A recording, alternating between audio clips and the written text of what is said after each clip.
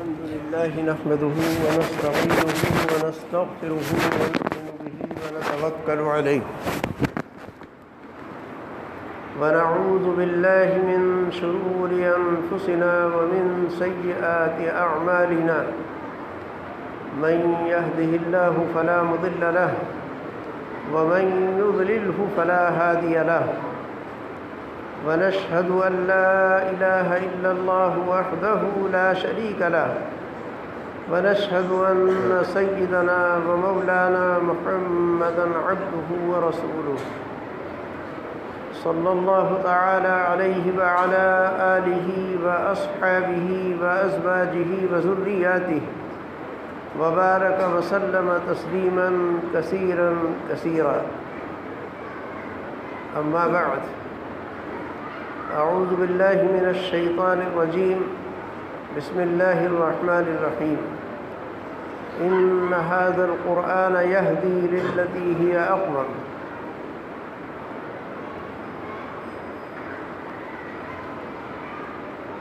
محترم بزرگوں اور دوستوں،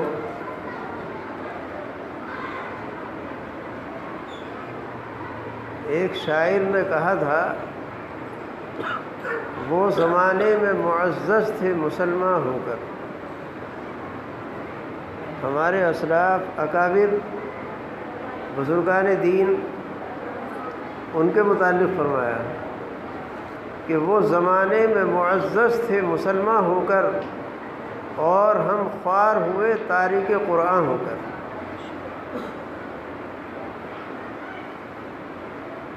ہم نے اپنی زندگی میں قرآن کریم کو چھوڑ رکھا ہے. جیسا رشتہ تعلق قرآن کریم سے مضبوط ہونا چاہیے وہ ہمارا نہیں.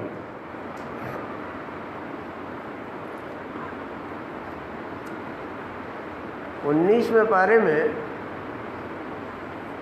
ایک آیت شریفہ ہے. اللہ تعالیٰ نے ارشاد فرمایا وقال الرسول یا رب ان قوم اتخذوا هذا القرآن مہجورا. نبی اکرم صلی اللہ علیہ وسلم قیامت کے میدان میں اپنی امت کے کچھ لوگوں کی طرف اشارہ کر کے یہ ارشاد فرمائیں گے کہ اے میرے پروردگار،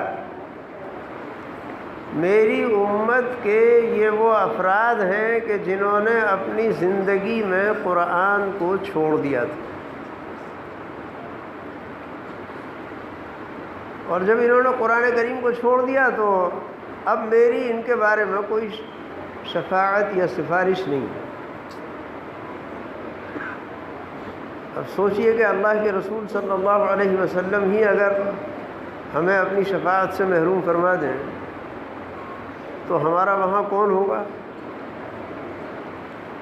وہاں تو نہ ماں باپ کام آئیں گے، نہ بھائی بہن کام آئیں گے، نہ بیوی کام آئے گی، نہ شوہر کام آئے گا. اللہ تعالیٰ ارشاد فرماتا ہے یوم یفر المرء من اخیہ وامہ وابیہ وصاحبتہ وبنیہ. وہ ایسا دن ہے کہ بھائی بھائی کو دیکھ کر بھاگے گا، اولاد ماں باپ کو دیکھ کر بھاگے گی، ماں باپ اولاد کو دیکھ کر بھاگیں گے، شوہر بیوی ایک دوسرے کو دیکھ کر بھاگیں گے. بھاگنے سے مراد یہ ہے کہ وہ انجانے بن جائیں گے، کہیں ایسا نہ ہو کہ ہم سے یہ کسی نیکی کا مطالبہ کر بیٹھے، یا خدا نخواستہ میرے ذمے ان کا کوئی حق رہ گیا ہو، اس کا کوئی مطالبہ کرے، اس لیے وہ آنکھیں چرا کر ادھر ادھر بھاگنا چاہیں گے، پہچانے کا بھی نہیں کوئی. وہ ایسا دن ہے. تو میرے محترم بزرگوں اور دوستوں، قرآن کریم سے ہمارا رشتہ مضبوط ہونا چاہیے. دیکھو آج ہمارے بچے اسکولوں میں پڑھ رہے ہیں اور بہت سے مسلمانوں کے بچے جو اسکولوں میں پڑھ رہے ہیں دینی تعلیم کا ان کا کوئی نظام نہیں ہے، حالانکہ ان کا نظام بنانے کی بھی ضرورت ہے۔ ہمارے بچے اسکول سے آتے ہیں تو بجائے سلام کرنے کے گڈ مارننگ کہیں گے، گڈ نائٹ کہیں گے، یہ ان کو وہاں سے تعلیم دی جا رہی ہے اور ہمارے گھروں سے کوئی اسلامی تعلیم ہے نہیں۔ اور افسوس یہ ہے کہ سلام ایک ایسی موٹی سی بات تھی کہ جو مسلمان گھروں میں ہماری بوڑھی ماں بہنیں اپنے بچوں کو، پوتوں کو، نواسوں کو، نواسیوں کو سکھایا کرتے، لیکن اب وہ ماحول نہیں رہا، ہمارے گھروں کا اب وہ ماحول نہیں ہے، نہ اسلامی تعلیم اور اسلامی موٹے موٹے احکام بچوں کو بتائے جاتے ہیں۔ اب ظاہر ہے کہ اسکول میں ان کا پورا ذہن بدلا جائے اور ہمارے گھروں کے اندر تھوڑا سا بھی ان باتوں کی طرف توجہ نہ دلائی جائے تو یہ ہمارے بچے تو ہمارے ہاتھ سے نکل جائیں گے۔ ابھی کئی سال پہلے کی بات ہے، کشمیر جانا ہوا، کشمیر، وہاں سری نگر میں ایک بوڑھے آدمی تھے بیچارے، حضرت فقیہ الامت مفتی محمود حسن صاحب گنگوہی رحمۃ اللہ علیہ سے بیعت تھے، وہاں تشریف لایا کرتے تھے، ان کے یہاں ہم لوگ گئے تو صبح کو انہوں نے اپنی چھوٹی چھوٹی 2 پوتیوں کو ہمارے سامنے لا کے پیش کیا اور کہا کہ یہ انگلش بہت اچھا بولتی ہے، اور وہ بولتی بھی تھی جو انہوں نے سیکھا تھا، اچھا بولتی تھی۔ تو خیر انہوں نے اپنا بتایا کہ ہم لوگ یہ پڑھتے ہیں، یہ پڑھتے ہیں، یہ پڑھتے ہیں۔ تو ہم لوگوں نے ان بچیوں سے معلوم کیا کہ بیٹا جب تم صبح اسکول میں جاتی ہو تو تمہیں کیا کرنا پڑتا ہے؟ تو انہوں نے بتایا کہ ہمارا ایک پیر آگے اس طرح رکھواتے ہیں، ایک پیر پیچھے رکھواتے ہیں ہماری میڈم، اور ہمارے دونوں ہاتھ اس طرح جڑواتے ہیں، اور حضرت عیسیٰ علیہ السلام کا مجسمہ ہمارے سامنے ہوتا ہے، اور انگلش میں وہ ہم سے پرارتھنا کرواتے ہیں، اور کبھی کبھی ہندی میں بھی کرواتے ہیں، اردو میں نہیں کرواتے۔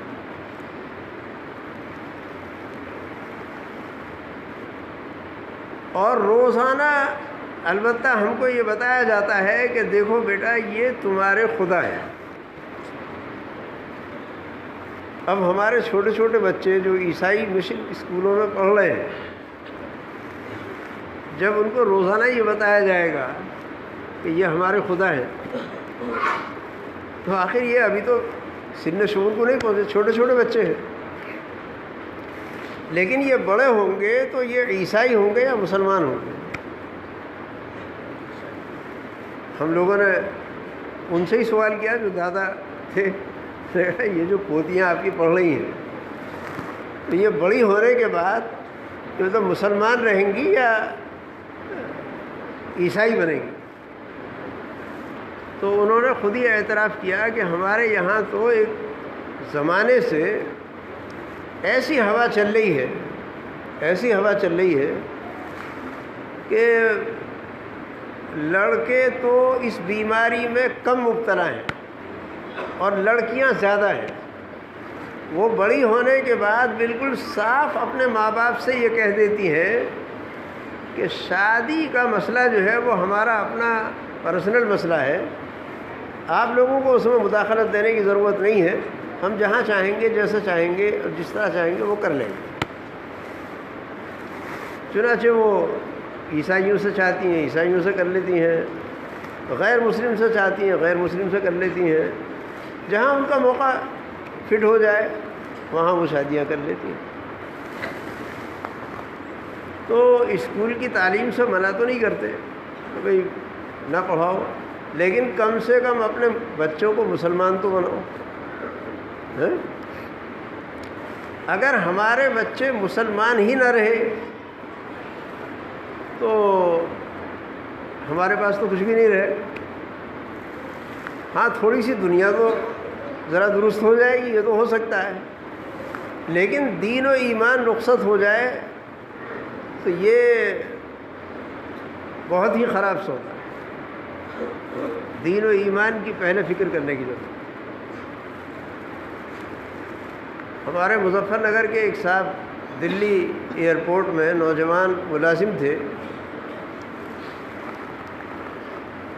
اور انہوں نے جماعت میں کچھ وقت لگایا تو الحمدللہ ان کا کچھ جذبہ ایمانی بیدار ہوا۔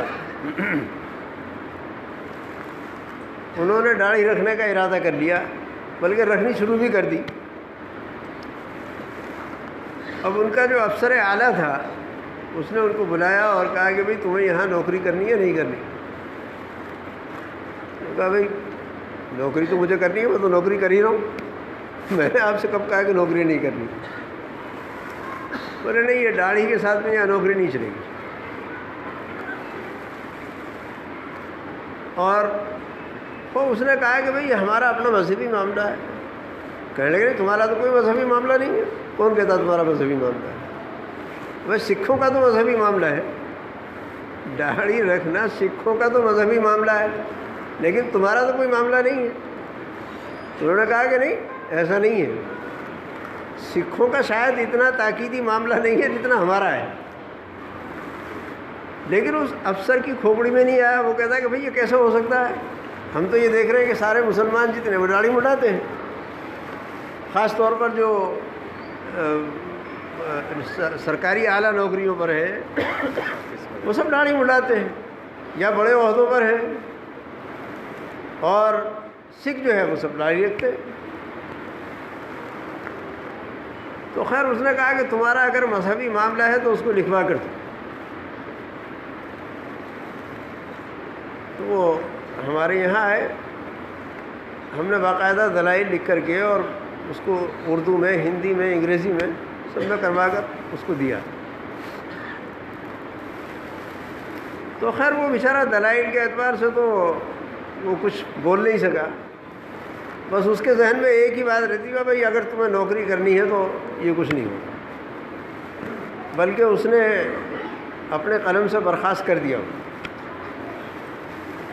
اب وہ بیچارے کوشش کرتے رہے جیسا بھی ان سے ہو سکا۔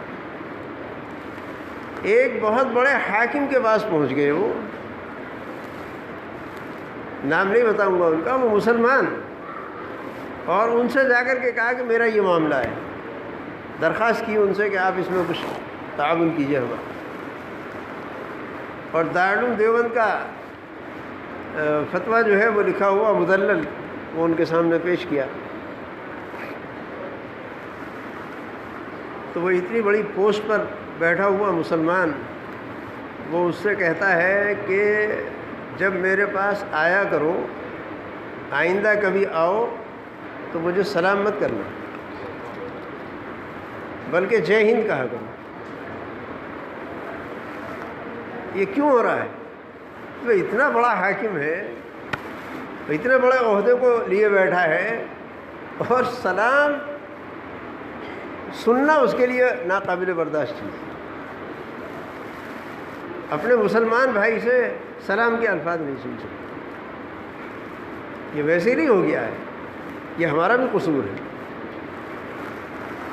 ہمارا قصور یہ ہے کہ ہم نے اپنے بچوں کی دینی تعلیم کی فکر نہیں کی جیسا ہونا چاہیے۔ تو پڑھانے کے لیے کوئی منع نہیں کرتا، اللہ تعالیٰ نے کسی کو موقع دیا ہے، چھوٹے بڑے عہدوں پر بھی اپنے بچوں کو پہنچانے کی کوشش کرو، لیکن مسلمان بناؤ گے۔ اگر ایمان و اسلام سے ہاتھ دھو کر یہ کسی اعلیٰ مرتبے کو بھی حاصل کر لیں گے تو ہمارے لیے تو بیکار ہے۔ دیکھو آج دوسرے لوگ اپنے باطل دھرم کو فروغ دینے کے لیے سر دھڑ کی بازی لگائے ہوئے ہیں۔ وہ ذرا سا بھی موقع جو ہے وہ ہاتھ سے جانے نہیں دیتے۔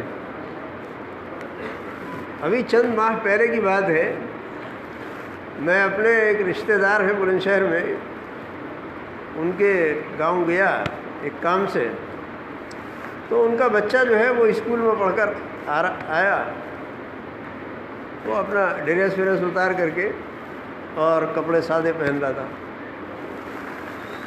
تو میں نے اس سے کہا، میں نے کہا ذرا یہ بیلٹ مجھے دکھانا۔ اب وہ بیلٹ جو ہے اس میں جگہ جگہ وہ کمل کے پھول اور وہ مورتیاں جو ہمارے یہاں غیر مسلم پوجتے ہیں وہ اس کے اندر بنی ہوئی باقاعدہ۔ تو میں نے اس سے معلوم کیا، میں نے کہا بیٹا یہ بیلٹ کہاں سے آئی ہے تمہارے پاس؟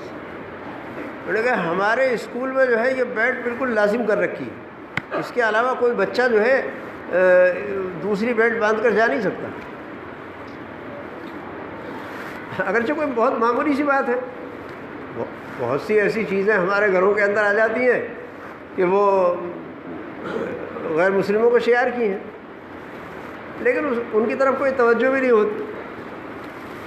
مگر ان کا یہ پلان بنانا، منصوبہ بنانا کہ ہر بچہ مسلمان ہے، کوئی بھی مذہب، کسی بھی مذہب کا ماننے والا ہے، تو اس کے لیے بھی یہ چیز لازم ہے، یہ ان کی ذہنیت کی عکاسی کرتی ہے۔ اور بعض اسکول تو انہوں نے ایسے قائم کر رکھے ہیں کہ وہاں کوئی مسلمان بچہ داخلہ لے ہی نہیں سکتا۔ تو دوسرے لوگ جو ہے سر دھڑ کی بازی لگا رہے ہیں اپنے باطل مذہب کو پھیلانے کے لیے، اور ہمارے بچے جو ہیں وہ سلام سے بھی محروم ہوں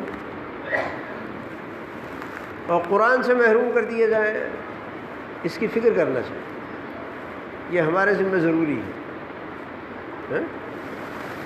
یہ جو ہمارے مکاتب میں یہ علماء اور بے سر و سامانی کے عالم میں قراء حفاظ حضرات پڑھا رہے ہیں، یہ معمولی خدمت نہیں ہے، یہ بڑی اہم خدمت ہے، بہت اہم خدمت ہے۔ ہم لوگ سمجھ رہے ہیں کہ بس یہ چند غریبوں کے بچے پڑھنے کے لیے آ جاتے ہیں اور یہ لوگ بیٹھے ہوئے پڑھا رہے ہیں، شاید ان کی روٹی روزی کا مسئلہ اس سے جڑا ہوا ہے، ایسا نہیں ہے۔ دیکھو الحمدللہ آج دنیا کے حالات بدل رہے ہیں، بہت سے علماء اگرچہ انہوں نے اچھا نہیں کیا، اور ہم تو انہیں ہمیشہ اس کے اوپر توجہ دلاتے ہیں کہ آپ لوگ اچھا نہیں کر رہے ہیں، بہت سے علماء مدارس اسلامیہ سے فارغ ہو کر باہر ملکوں میں کمانے کے واسطے گئے، وہ ہم سے اچھا کما رہے ہیں اور خوب کما رہے ہوں، اگرچہ یہ اچھا نہیں ہے، تو بھائی اللہ تعالیٰ نے علم دیا تھا تو اس کی خدمت کرنی چاہیے تھی۔ قرآن کریم کی خدمت کرتے ہیں، چاہے اس کے اندر رقم کم ملتی اور حالات پیش آتے، لیکن اللہ تعالیٰ کی ایک نعمت کی ناقدری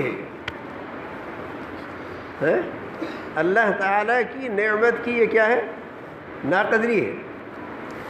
اور یہ جو ہمارے بچے پڑھ رہے ہیں، ابھی اگرچہ یہ سن شعور کو نہیں پہنچے ہیں، انہیں تو ابھی بیچاروں کو کچھ بھی پتہ نہیں ہے، اور عام طور پر مدارس و مکاتب کے اندر غربا ہی کے بچے آتے بھی ہیں، ایسا نہیں ہے کہ عمرہ کے واسطے کوئی دروازے بند کر رکھے ہیں، دروازے تو بند نہیں کر رکھے، لیکن یہ اللہ تعالیٰ کی تقسیم ہے کہ دین کی طرف توجہ جو ہے غربا ہی کو ہوتی ہے۔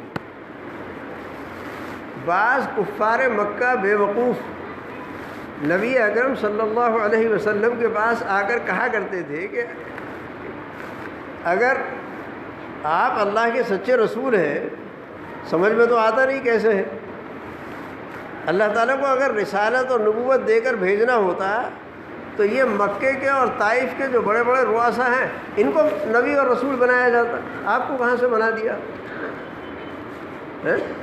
اللہ تعالیٰ ارشاد فرماتا ہے 25ویں بارے میں ان کا جواب دیتا ہے کہ اہم یقسمون رحمت ربک، ان گدھوں نے اللہ تعالیٰ کی رحمت کی تقسیم کو بھی اپنے ہاتھ میں سمجھ رکھا ہے کہ اس کے بھی مستحق ہم ہی ہیں۔ تو غربا کے بچے آتے ہیں عام طور پر، یہ معمولی خدمت نہیں ہے، اور ان کو بھی یہ سمجھنا چاہیے کہ ہم جو قرآن کریم کی تعلیم حاصل کر رہے ہیں یہ بہت بڑی دولت ہے۔ ایک حدیث میں ہے، نبی اکرم صلی اللہ علیہ وسلم نے ارشاد فرمایا کہ اللہ تعالیٰ نے جس شخص کو قرآن کریم کی دولت عطا فرما دی اور پھر وہ کسی مالدار کے مال کی طرف للچائی ہوئی نظریں ڈالتا ہے تو اللہ تعالیٰ کی اس نعمت کی ناقدری کرتا ہے۔ اس لیے کہ قاعدہ یہ ہے کہ بڑی دولت والا چھوٹی دولت والے کو اپنی نظروں میں نہیں لایا کرتا۔ جو ہوتا ہے ایک آدمی کے پاس 10 کروڑ روپے ہیں تو اسے لوگ مالدار سمجھیں گے، مالدار آدمی ہے، مالدار ہے۔ دوسرا آدمی اس کے مقابلے میں کھڑا ہو کر کہتا واہ صاحب آپ کیا مالدار ہیں، ہم بھی مالدار ہیں، ہم بھی مالدار ہیں۔ بھائی آپ مالدار ہیں، آپ کے پاس کیا مال ہے؟ جی میری جیب میں 10 روپے پڑے ہوئے ہیں۔ تو وہ اسے کہے گا کہ بیوقوف آدمی، ارے میں کہہ رہا ہوں میرے پاس 10 کروڑ روپے ہیں اور تو میرے مقابلے میں کہتا ہے کہ 10 روپے ہیں۔ حالانکہ 10 روپے بھی مال ہے، مال ہونے سے انکار نہیں ہے، 1 روپیہ بھی مال ہے، تو مالدار تو ہے، لیکن وہ 10 کروڑ والا جو ہے وہ اس کو اپنی نظروں میں نہیں لاتا ہے۔ تو ایسے ہی اللہ تعالیٰ نے جس شخص کو قرآن کریم کی دولت عطا فرمائی، یہ بہت بڑی دولت ہے۔ اب اگر ہم للچائی ہوئی نظر ڈالتے ہیں کسی کے مال پر تو یہ اللہ تعالیٰ کی اس نعمت کی ناقدری ہے۔ اللہ تعالیٰ کی نعمت کی کیا ہے؟ ناقدری ہے، اور ابھی تو ہمیں اس کا دولت ہونا معلوم نہیں ہو رہا ہے، دولت ہونا ابھی معلوم نہیں ہو رہا ہے، ابھی تو کچھ مسئلہ ہی حل ہوتا ہوا نظر نہیں آ رہا ہے۔ لیکن جب اس کے ذریعے سے مسائل حل ہوں گے اور اصل ان کے حل کی جگہ ہے میدان حشر، اس وقت کفے افسوس ملیں گے۔ اس وقت کیا ہوتا ہے؟ اس وقت کچھ نہیں ہوتا۔ جیسے ایک طالب علم ایک استاد کے پاس پڑھا کرتا تھا تو وہ استاد صاحب جو ہے اسے کوئی مسئلہ بتایا کرتے تھے تو وہ اس سے کہا کرتے تھے کہ بیٹا یہ مسئلہ جو ہے 1000 روپے کا ہے۔ کسی کو بتایا کرتے تھے کہ یہ 500 روپے کا مسئلہ ہے، بڑا قیمتی مسئلہ ہے، اور پڑھاتے رہے اس کو۔ اس طالب علم کے ذہن میں یہ آیا کہ بھائی استاد صاحب روزانہ ایک مسئلہ بدلاتے ہیں، کوئی مسئلہ 1000 کا ہے، کوئی 500 کا ہے، کوئی کتنے کا ہے، ذرا کم سے کم بازار میں جا کر تجربہ تو کرنا چاہیے۔ تو کافی مال جمع ہو گیا، کچھ تجربہ تو کرے جا کر۔ اب یہ گیا ایک سبزی والے کی دکان پر اور جا کر کے کہا کہ صاحب مجھے فلاں سبزی دے دیجیے، 1 کلو یہ دے دیجیے، 1 کلو یہ دے دیجیے۔ انہوں نے کہا بھائی یہ اتنی مختلف اقسام کی سبزی ہے کیوں مانگ رہا ہے، اس کا دماغ تو خراب نہیں ہو گیا ہے؟ بھائی کیا معاملہ ہے، کیوں اتنی ساری سبزی؟ نے کہا آپ دیجیے مجھے۔ انہوں نے کہا بھائی تمہاری جیب میں پیسے بھی ہیں؟ انہوں نے کہا بہت ہیں، میرے پاس بہت ہیں، آپ سبزی دیجیے۔ اس نے سبزی تول کر کے کہا کہ اچھا اس کے پیسے پہلے لاؤ اس کے 20 روپے۔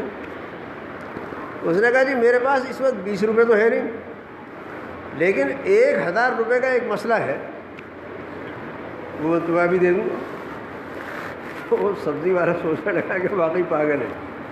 اس نے کہا کہ بھائی تم کہیں اور چلے جاؤ، میری دکان پر تمہیں سبزی نہیں ملے گی۔ ایک جگہ گیا، دوسری جگہ گیا، سب نے یہی جواب دیا۔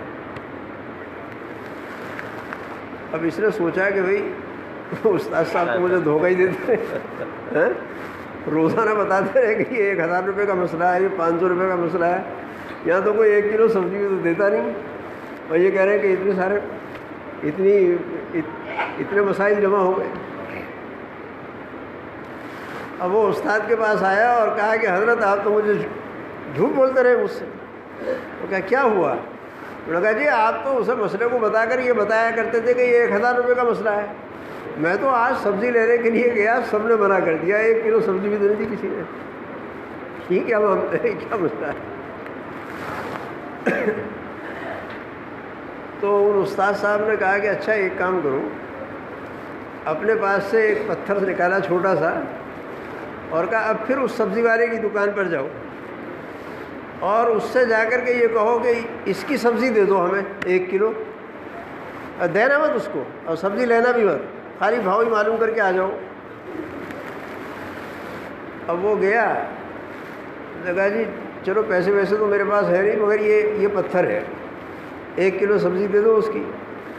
تو سبزی والے نے کہا کہ بھائی یہ پتھر ہمارے کسی کام کا تو ہے نہیں، ایسا ہے تم رکھ جاؤ اور سبزی لے جاؤ، ہمارے بچے کھیل لیا کریں گے اس، اور چاہے اسے پتھر کو بھی لے جاؤ، تمہیں سبزی کی ضرورت ہے ویسے ہی لے جاؤ۔ انہوں نے کہا اچھی بات ہے۔ وہ آیا استاد کے پاس، انہوں نے کہا کہ وہ تو اس سے بھی کوئی سبزی دینے کے لیے تیار نہیں۔ تو کہا کہ اچھا اب اس کو جو ہے ذرا جوہری بازار میں لے جاؤ اسی پتھر کو، اور دینا مت، بس خالی بھاؤ معلوم کر کے آ جانا کہ بھئی یہ ہے کتنے کا۔ اب وہ طالب علم جو ہے وہ جوہری بازار میں گیا، ایک جوہری کو وہ پتھر دکھایا، اور وہ جوہری جو ہے کبھی اس طالب علم کی شکل کو دیکھتا ہے، کبھی پتھر کو دیکھتا ہے۔ میں نے کہا بھئی کیا معاملہ ہے، کچھ بتاؤ نا۔ میں نے کہا بھئی یہ بتاؤ یہ تمہارے پاس یہ پتھر آیا کہاں سے؟ میں نے کہا نہیں میں تو اس کی قیمت معلوم کرنے کے لیے آیا ہوں، اس کی قیمت ہے کیا؟ تو اس نے کہا کہ میاں تم سیدھے سادھے طالب علم معلوم ہوتے ہو، اگرچہ طالب علم جو ہے وہ سیدھے سادھے ہوتے نہیں ہیں، بعض لوگ تو بڑا طنزیہ جملہ کہتے ہیں، وہ کہتے ہیں کہ بھائی طلبہ جو ہے بیوقوف ہوتے ہیں۔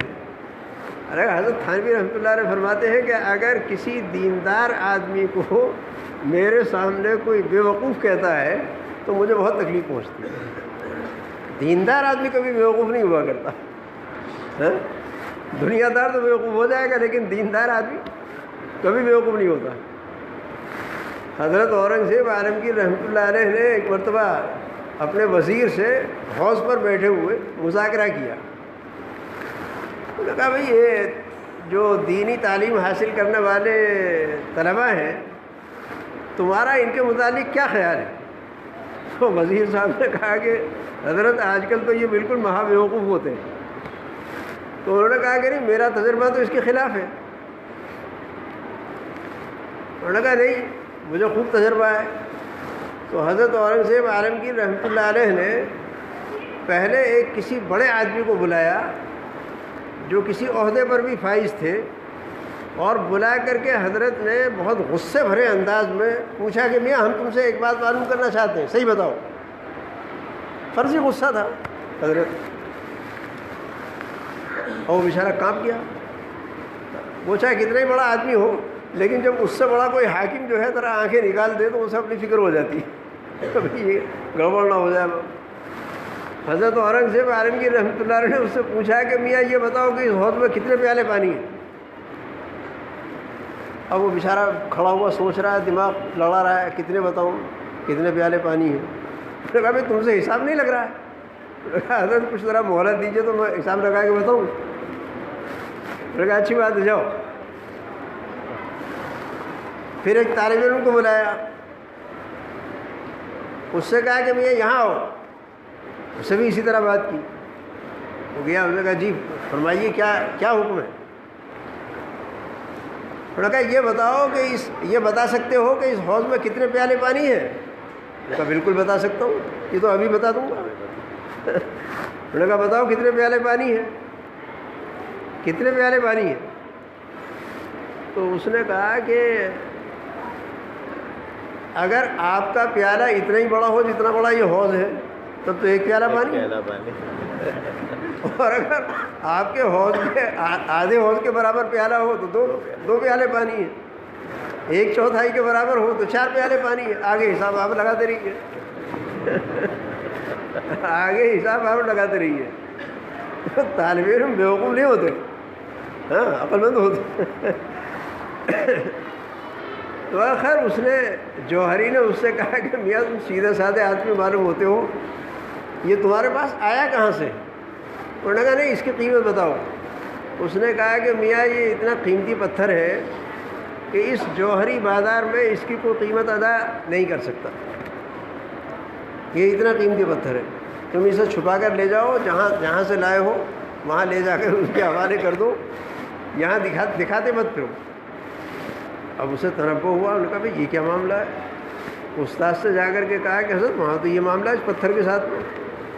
تو انہوں نے کہا کہ بیٹا تم نے فرق دیکھا، تم نے فرق سمجھا، یہی پتھر تھا جس کو سبزی والا جو ہے 1 کلو سبزی کے برابر بھی نہیں سمجھ رہا تھا، اور یہی پتھر ہے جس کو جوہری جو ہے لاکھوں روپے کا سمجھ رہا ہے۔ یہ کیا بات ہے؟ تو فرمایا کہ جو مسائل ہم تمہیں بتلاتے ہیں یہ مسائل واقعی اتنے قیمتی ہیں، لیکن تم نااہل کے پاس پہنچ گئے، اس لیے اس کو اس کی قدر نہیں ہوئی۔ اگر کسی اہل کے پاس پہنچتے تو اس کی قدر ہوتی۔ تو ہمارے جو طلباء ہیں یہ قرآن کریم کو اپنے سینوں میں بھر لیتے ہیں، یہ معمولی دولت نہیں ہے۔ ایک حدیث میں ہے نبی اکرم صلی اللہ علیہ وسلم نے ارشاد فرمایا کہ جو بچہ قرآن کریم حفظ کر لے اللہ تعالیٰ اس کے ماں باپ کا قیامت کے میدان میں، حشر کے میدان میں یہ عزت فرمائیں گے، ماں باپ کی یہ عزت فرمائیں گے کہ دونوں کے سروں پر ایسا تاج رکھا جائے گا کہ جو آفتاب سے زیادہ چمکدار ہو۔ اب سوچو کہ اس حافظ کی اللہ تعالیٰ کے یہاں کیا قدر و قیمت ہو، یہ معمولی دولت نہیں ہے، ابھی ہمیں اس کا احساس نہیں ہے۔ دیکھو ایک قاضی صاحب تھے، قاضی صاحب، ان کا واقعہ لکھا ہے کتابوں میں کہ ان کا جب انتقال ہونے لگا تو ان کی بیوی حمل سے تھی۔ انہوں نے اپنی بیوی کو بلایا اور بلا کر کے کہا کہ میرا تو شاید اب انتقال کا وقت قریب آ گیا اور میرے پاس کچھ ایسی چیز بھی نہیں ہے کہ اللہ تعالیٰ کے حضور میں پیش کر سکوں۔ اب ایک بات سمجھ میں یہ آ رہی ہے کہ اگر یہ میرا بیٹا پیدا ہو جائے تیرے پیٹ سے تو اسے ذرا سن شعور کو پہنچ جائے تو کسی حافظ صاحب کے سامنے پڑھانے کے لیے بٹھا دینا اور یہ پڑھے۔ اب یہ پڑھے گا، علم دین حاصل کرے گا، قرآن کریم حاصل کر لے گا، تو ہو سکتا ہے اللہ تعالیٰ میری بھی مغفرت فرما دے، میری مغفرت کا ذریعہ بن جائے۔ انتقال کے بعد ایک شخص نے خواب میں قاضی صاحب کو دیکھا کہ وہ جہنم میں ہے۔ کچھ روز کے بعد، کچھ عرصے کے بعد پھر انہی صاحب نے خواب میں دیکھا کہ قاضی صاحب جنت میں ہے۔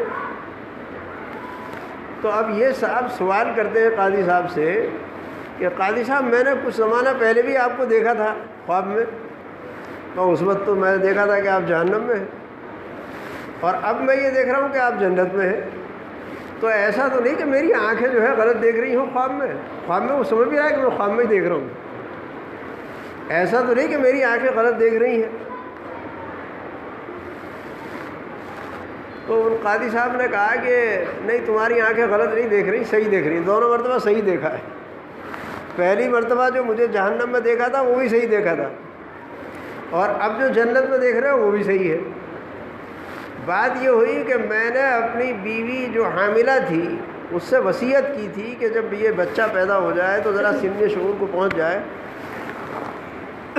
تو اس کو کسی حافظ صاحب کے سامنے پڑھانے کے لیے بٹھا دینا، یہ قرآن کریم پڑھے گا، اس کی برکت سے ہو سکتا ہے اللہ تعالیٰ میری مغفرت فرمائے۔ فرمایا کہ ان حافظ صاحب نے، میری بیوی نے میری وصیت کے اوپر عمل کیا اور اس نے لے جا کر کے اس بچے کو وہاں بٹھا دیا۔ حافظ صاحب نے اسے بچے کو جو ہے کہلوایا کہ کہو بیٹا بسم اللہ الرحمن الرحیم۔ اس نے اپنی تتلائی ہوئی زبان سے بسم اللہ پڑھی، بسم اللہ الرحمن الرحیم۔ بس اللہ تعالیٰ کی رحمت کو جوش آ گیا اور اللہ تعالیٰ نے ارشاد فرمایا کہ جس کا بچہ ہم کو رحمان اور رحیم کہے ہم اس کو عذاب دیں، ہماری غیرت اس کو تقاضا نہیں، لہذا جاؤ ہم نے تم کو معاف کر دیا اور جنت میں بھیجا۔ تو دونوں دفعہ صحیح دیکھو، اب بولو کتنی سی بات ہے؟ تو یہ معمولی دولت ہے، بہت بڑی دولت ہے۔ تو میرے محترم بزرگوں،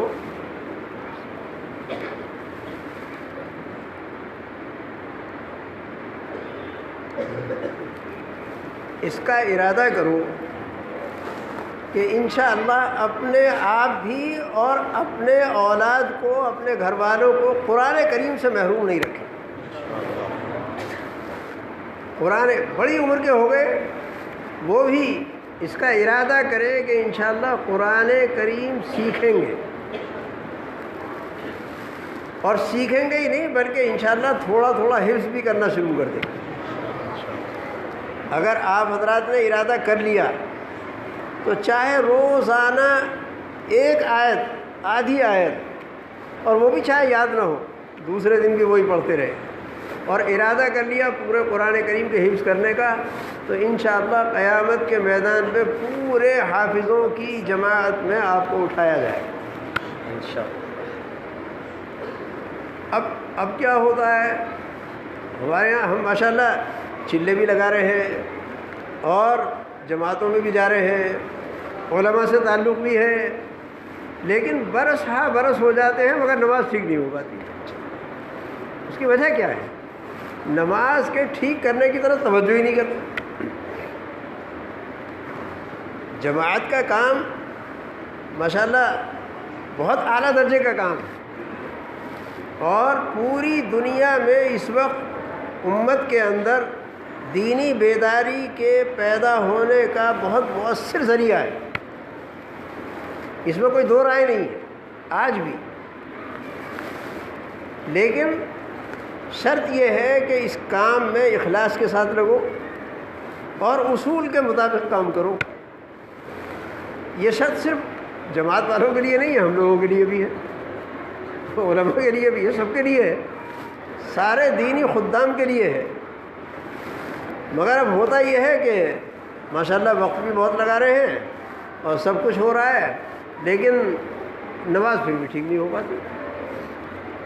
قرآن کریم جو ہے اب تک نہیں پڑھا، حالانکہ ہر سال چلہ لگا رہے ہیں، ارے اب تک 20 چلے لگا لیے، کم سے کم 20 چلوں میں اگر ایک ایک پارہ بھی پڑھتے تو 20 پارے ہو جاتے نا، ہاں ایک ایک پارہ پڑھتے 20 پارے ہو جاتے۔ تو وقت لگائیں، اصول کے مطابق لگائیں، اخلاص کے ساتھ میں لگائیں، پھر دیکھیں اس کا کتنا بڑا فائدہ ہوگا، کتنا بڑا فائدہ ہوگا۔ تو اس کا ارادہ کرو کہ انشاءاللہ اپنے بچوں کو قرآن کریم سے محروم نہیں رکھیں، چاہے ہمیں اس کے لیے کتنی ہی تکالیف برداشت کرنی پڑیں، کیسے ہی ہمیں پریشانیاں اٹھانی پڑیں۔ اور ایسے ہی ہماری ماں بہنیں بھی اس کا ارادہ کریں کہ روزانہ اپنے گھروں میں قرآن کریم کی تلاوت کا اہتمام کریں۔ روزانہ ہمارے گھروں کے اندر قرآن کریم کی تلاوت کا اہتمام ہونا چاہیے۔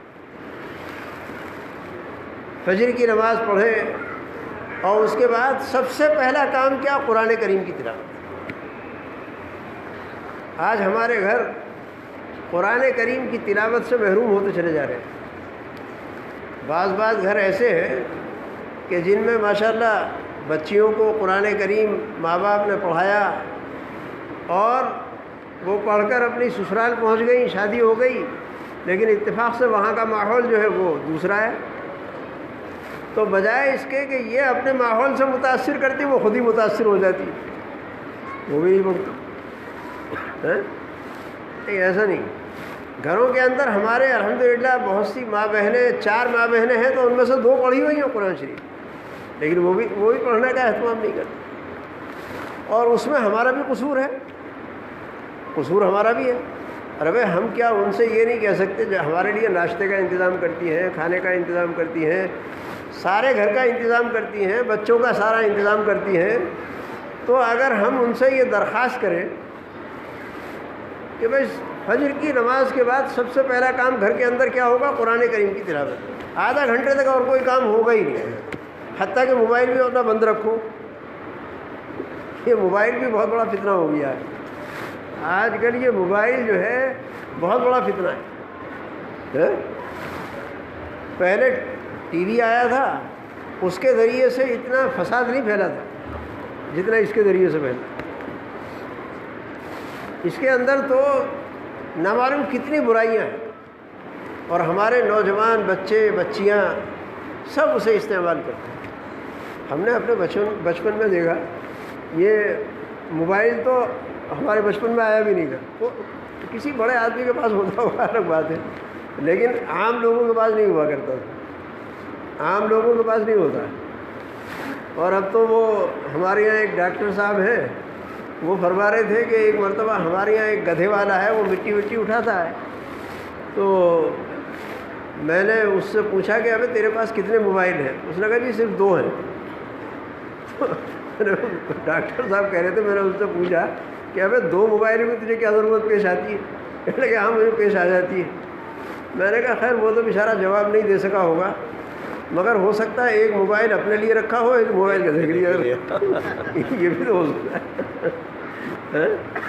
ایک موبائل اپنے لیے ہوگا، ایک گدھے کے لیے ہوگا، اور کیا ہوگا. اب اتنا عام ہو گیا ہے وہ. یہ شروع میں جب یہ چلے تھے اور بڑے لوگوں کے پاس ہوا کرتے تھے، اور اس سے پہلے جو ہے وہ آئے تھے، یہ تاروں والا فون آیا تھا، تو بڑے آدمیوں کے گھروں میں ہوا کرتا تھا. مگر ان گھروں کا بھی ایسا حال تھا کہ اس گھر میں اگر وہ فون لگا ہوا ہے تار والا اور اس میں گھنٹی آ گئی تو گھر میں جو مرد ہوا کرتے تھے وہ سنا کرتے تھے، ماں بہنیں نہیں سنا کرتی. اور اگر بہت ہی کوئی مجبوری درجے میں کوئی ضرورت ہی آ پڑی، کوئی گھر پہ ہے ہی نہیں مرد، تو بوڑھی عورتیں جواب دے دیا کرتی. اس کو اٹھایا، پوچھا کون؟ لگا فلاں صاحب سے بات کرنی ہے. اور وہ بوڑھی عورت جو ہے جواب دے بھیا اس وقت ہے نہیں، شام کو بات کرنا 4 بجے، بس ختم. ہاں یعنی شروع میں یہ ماحول تھا، مگر اب چند سالوں میں ہی دیکھتے دیکھتے سب ماحول تبدیل ہوا ہے کہ گھر میں اگر 4 بچے ہیں تو چاروں کی جیب میں موبائل پڑا ہوا ہے، 4 بچیاں ہیں تو چاروں کی جیب میں موبائل پڑا ہوا ہے، 4 بہو ہیں تو چاروں کی جیب میں موبائل پڑا ہوا ہے. اور وہ کہاں بات کر رہے ہیں، کیا بات کر رہے ہیں، کیا دیکھ رہے ہیں اس میں. اب ماں باپ کو یہ بھی حق نہیں رہ گیا ہے کہ وہ ان سے یہ پوچھ سکیں کہ بھائی تم کہاں بات کر رہے ہو، کیا بات کر رہے ہو، کیا دیکھ رہے ہو اس کے اندر. اول تو ماں بہنوں کو اس کو استعمال کرنے کی کوئی ضرورت ہے ہی نہیں. ضرورت کی چیز تو ہو گئی آج کے لیے، ہے تو صحیح ضرورت کی چیز ہے، بہت ساری ضرورتیں پوری ہو رہی، بلکہ اب علماء کو بھی ضرورت پیش آ گئی. اب کیا کریں بیچارے. ایک مرتبہ رات کو 2:30 بجے گھنٹی بجی، 2:30 بجے کے قریب میں نے اٹھایا تو انہوں نے بیچاروں نے بہت معذرت کی. انہوں نے کہا میں جانتا ہوں کہ اس وقت ہندوستان میں 2:30-3 کے قریب بج رہے ہوں گے، لیکن میں اس وقت بالکل کعبۃ اللہ کے سامنے بیٹھا ہوا ہوں اور میری بیوی بھی ساتھ میں ہے. اب یہ مسئلہ پیش آ گیا، کیا کروں میں؟ تو وہ مسائل معلوم کر رہے ہیں، مسائل حل ہو رہے ہیں، تو علماء کو بھی ضرورت پڑ گئی. اور ہم لوگ کبھی اگر وہاں کچھ حضرات سے جاتے ہوئے کہا کرتے تھے کہ بھائی سولتیہ میں جا کر معلوم کر لیا کرو. وہ سولتیہ قریب میں تھا، اب وہ بھی دور ہو گیا. تو ان سے کبھی کہا کرتے تھے کہ بھائی وہاں جا کر معلوم کر لیا کرو. مگر وہ بیچارے حج و عمرہ کو جانے والے حضرات جو ہے وہ ہم سے یہاں یہ کہہ کر جایا کرتے تھے کہ حضرت یہاں سے معلوم کرنے میں آسانی ہے، وہاں ذرا پریشانی ہے، آپ اپنا موبائل جو ہے ذرا کھول کے رکھا کرو. میں بھی کہتا چلو آپ لوگ حج و عمرہ کرنے کو جا رہے ہو اور یہاں ہم بیٹھے ہوئے ہیں، یہ خدمت انجام دیں اور آسانی ہے. تو مطلب ہے کہ ضرورت تو ہے اس کی، آج کل ضرورت پیش آ گئی اور ضروری چیز ہو گئی، لیکن اس کا استعمال ضروری مقدار میں کرو، اس کا استعمال ضروری مقدار میں کرو. بلا ضرورت اس کا استعمال جو ہے یہ بہت غلط ہے. اور پانی ضرورت کی چیز ہے، پانی ضرورت کی چیز ہے. نہر چل رہی ہے، اس میں جتنا پانی چل رہا ہے اعتدال کے ساتھ میں، اس سے بڑے فوائد ہیں۔ باغات اور کھیتیاں اور انسان جانور سب سیراب ہو رہے ہیں، سارا فائدہ ہی فائدہ ہے۔ لیکن اگر وہ ندی نہر کنٹرول سے باہر ہو جائے، پانی جو ہے پٹری سے اوپر آ جائے تو کیا ہوگا؟ ہاں، تباہی آئے گی، ضرورت سے زائد آ گیا تو تباہی آئے گی۔ تو ایسے ہی اس کی ضرورت کی مقدار تک بات کرو۔ اب ہماری ماں بہنوں کے لیے کیا ہے، بہت سے بہت یہ ہے کہ وہ اپنے میکے سے سسرال گئیں، جاتے ہی پہلے خط بھیجا کرتے تھے خیریت سے پہنچ گئی، اور اب یہ ہے کہ وہاں جاتے ہی فون کر دو میں خیریت سے پہنچ گئی۔ ادھر سے گئی تو خیریت کا فون کر دو، دوسری طرف ادھر سے آئی تو خیریت کا فون کر دو۔ ماں باپ اعزا اقربا رشتہ دار بیمار ہو گئے، ان کی عیادت کر لو، کوئی حرج نہیں، گھر بیٹھے ہوئے ثواب مل رہا ہے۔ اگر کوئی مسلمان کی عیادت کر لے تو حدیث شریف میں ہے کہ اللہ تعالیٰ صبح کو اگر عیادت کر لے تو 70,000 فرشتوں کی اللہ تعالیٰ ڈیوٹی لگا دیتا ہے کہ اس کے حق میں دعا کرتے ہو۔ وہ اور آسان ہو گیا۔ اب کیا ہے، آسان ہو گیا۔ علی گڑھ میں ایک مرتبہ ایک اسپتال میں ہمارے حافظ سعید صاحب تھے، ان کا انتقال ہو گیا، تو میں ان کو دیکھنے کے لیے گیا، تو ایک صاحب نے اپنا بڑا عجیب معاملہ بیان کیا، وہی علی گڑھ کے رہنے والے تھے۔ انہوں نے کہا کہ جب سے میں نے یہ حدیث سنی ہے میں روزانہ اسپتال آتا ہوں، روزانہ اسپتال آتا ہوں، اور جتنے مسلمان غیر مسلم مریض ہوتے ہیں سب کو جو ہے وہ پوچھتا ہوا چلا جاتا ہوں کہ خیریت ہے، کوئی ضرورت تو نہیں ہے، اور مجھ سے کوئی کام ہو تو بتلا دو۔ یعنی کہ تقریباً روزانہ جو ہے 50-60 مریضوں کی عیادت کر لیتا ہوں۔ میں نے کہا بھائی یہ اچھا ثواب ہے، کتنے ہزار فرشتوں کو جو ہے، ہزار نہیں لاکھوں فرشتوں کو جو ہے اس نے ڈیوٹی لگا رکھی ہے۔ تو آدمی اگر نیکی کرنا چاہے تو بہت ساری کر سکتا ہے۔ ابھی ہمارے ایک جاننے والے ہیں، ان کی دادی تھیں، ان کا انتقال ہو گیا، تو اللہ تعالیٰ نے ویسے ہی ان کے دل کے اندر ڈال دیا۔ ایک بچی ان کی ہریانہ میں، ایک بچی جو ہے وہ کسی اور یو پی ہی میں کسی دوسری جگہ، تو ان کا معمول تھا کہ انہوں نے خود تہجد کی نماز شروع کر دی، اور جیسے ہی وہ تہجد کے لیے اٹھتی فوراً اپنی دونوں بچیوں کے لیے جو وہاں ان کو گھنٹی بجا دیتی کہ بھائی تہجد کا وقت ہو گیا، اٹھ جاؤ۔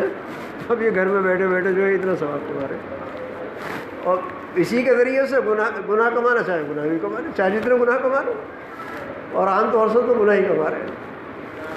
ہاں، زیادہ تر جو ہے گناہ کما رہے ہیں۔ تو ہمارے گھروں کا ماحول اس سے بہت بگڑا ہوا ہے۔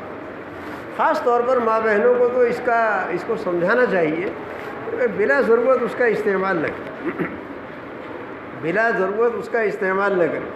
ان کو تو کسی نے بتا دیا ہے کہ ریلائنس فری چل رہا ہے، حالانکہ وہ شوہر جو ہے پیسے بھر چکا ہے، لیکن اب فری چل رہا ہے۔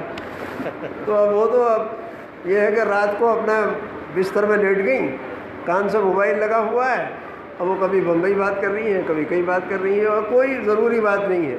تیرے یہاں کیا پکا تھا، میرے یہاں کیا پکا تھا، اور آج تیرے یہاں کون مہمان آیا، میرے یہاں کون آیا، اسی پر بات چل رہی ہے، بلا ضرورت بات کرتے ہیں۔ دیکھو حدیث شریف میں ہے، نبی اکرم صلی اللہ علیہ وسلم نے ارشاد فرمایا، من حسن اسلام المرء ترکہ ما لا یعنی، آدمی کا ایمان اور اسلام اس وقت تک خوبصورت نہیں ہو سکتا جب تک کہ لا یعنی بات کو ترک نہ کرے۔ لا یعنی بات، فضول بات کو ترک نہ کرے۔ اچھا، پہلے بھی لوگ فضول باتیں کیا کرتے تھے، لیکن اب جب سے موبائل آیا تو شرح بڑھ گئی۔ اب پہلے اگر کسی آدمی کی کھوپڑی کھو جاتی کہ بھئی وہ بمبئی میں جو آدمی بیٹھا ہوا اس سے کوئی بات کرنی چاہیے، تو اب ظاہر ہے کہ وہ بمبئی والا یہاں آتا، یہ بمبئی والے کے پاس جاتا تو بات کرتا۔ بات تو کچھ نہیں ہے، جیب میں سے موبائل نکالا، بات شروع کر دی۔ بلا ضرورت بات کر رہے ہیں، بلا ضرورت بات کر رہے ہیں، کوئی ضرورت نہیں ہے، بے ضرورت بات کر رہے ہیں، تو آدمی کا ایمان اور اسلام بدصورت ہو جاتا ہے۔ اور آدمی کی فطرت ہے کہ ہر چیز خوبصورت ہونی چاہیے، ہوتا نہیں ہوتا. کپڑے بناتے ہیں تو کیسے بناتے ہیں؟ بس صورت بنا لیں گے. ویسے تو آپ علماء سے مسئلہ معلوم کر لیں، اگر کوئی پاک ٹاٹ پہن کر کے آدمی نماز پڑھ لے، گھٹنے سے لے کر ناف تک جو ہے بدن ڈھانپ لیا اس نے ٹاٹ، تو نماز ہو جائے گی، نماز ہو جائے گی، نماز ہو جائے گی. ایسا پڑھنا نہیں چاہیے، لیکن نماز ہو جائے گی. لیکن کیا کوئی پڑھتا ہے اس طرح؟ ٹاٹ کی ٹوپی کسی کو بناتے ہوئے دیکھا ہے؟ نہیں بنائیں گے. وہ کام تو اس سے بھی چل جائے گا، لیکن نہیں، وہ کپڑے بھی خوبصورت ہونے چاہیے، اور مکان بھی خوبصورت ہونا چاہیے، اور گاڑی بھی خوبصورت ہونی چاہیے. ساری چیزیں خوبصورت ہوں، اور ایمان اور اسلام بصورت بھی چلے گا، ایسا نہیں، وہ بھی خوبصورت ہونا چاہیے. تو جن چیزوں سے بدصورتی آ جاتی ہے ان کو چھوڑنا چاہیے. تو خیر، میں یہ عرض کر رہا تھا کہ اس کے ذریعے سے فتنہ بہت پھیل رہا ہے. تو قرآن کریم کی تلاوت کے وقت میں اس کو بند رکھو گھروں میں. آدھا گھنٹہ ہمارے یہاں تلاوت کا طے ہو جائے روزانہ، تو بھائی آدھا گھنٹہ ہمارے یہاں تلاوت ہوگی. تو بھائی موبائل بھی سب کے بند، کوئی نہیں موبائل چلے گا، آدھا گھنٹے تک کوئی بات نہیں کرے گا. تو قرآن کریم سے اپنا رشتہ مضبوط کرو، اور اپنے بچوں کو تعلیم کی فکر کرنی چاہیے. قرآن کریم سے ہمارا کوئی بچہ محروم نہ رہے، اس کی ہمیں فکر ہونی چاہیے. یہ مدارس، مکاتب، یہ معمولی خدمت انجام نہیں دے رہے ہیں. ابھی ہماری سمجھ میں نہیں آ رہا ہے کہ بھئی یہ بھی کوئی خدمت ہو رہی ہے، لیکن یہ بہت بڑی خدمت ہے. بہت سے علاقے ہمارے یہاں، خود یو پی میں آگرہ وغیرہ کے علاقے میں جانا ہوا تھا ایک مرتبہ، تو وہاں کے جو دیہات ہیں وہاں پر تو بہت بڑا علاقہ جو ہے سب سن 47 کے بعد مرتد ہو گیا تھا. لیکن کچھ لوگ ہیں جو ابھی اپنے آپ کو یہ کہتے ہیں کہ ہم مسلمان ہیں. تو بعض دیہاتوں کا حال یہ ہے، ہم لوگ وہاں گئے تو وہاں مسجد بھی جو ہے وہ بس اپنے ٹوٹی پھوٹی، کوئی اتفاق سے کبھی مہینے میں 2 مہینے میں کسی نے نماز پڑھ لی، ورنہ ہے بس مسجد ہے، وہ مسجد نام ہے اس کا. اور کوئی نہیں آتا وہاں پڑھانے کے لیے، بچے بھی نہیں پڑھتے. اور وہاں کے لوگوں کے رہن سہن سے، شکل و صورت سے، بول چال سے کوئی فرق معلوم نہیں ہوتا کہ یہ مسلمان ہے یا غیر مسلمان. ہم ایک گاؤں میں گئے، ایک جگہ ساندھن نام ہے اس کا، تو وہاں ہم لوگوں نے کہا کہ بھائی جو مسلمان ہے ذرا آ جائیں کچھ ہوئے. اور بولی ان کی ایسی ہے بیچاروں کی کہ وہ نہ ہماری سمجھتے نہ ہم ان کی سمجھتے. لیکن بہرحال ہم نے کہا بھائی چلو آؤ بیٹھو، کم سے کم اپنے مسلمان بھائیوں کا کچھ تعارف ہو جائے، شکل و صورت تو دیکھ لیں. خیر وہ آ گئے. وہ وہاں ایک صاحب نے اعلان کیا، وہ وہاں کے گاؤں میں بس وہی ایک آدمی بیچارہ جماعت میں لگا ہوا تھا، وہی اعلان کر دیا کرتا تھا.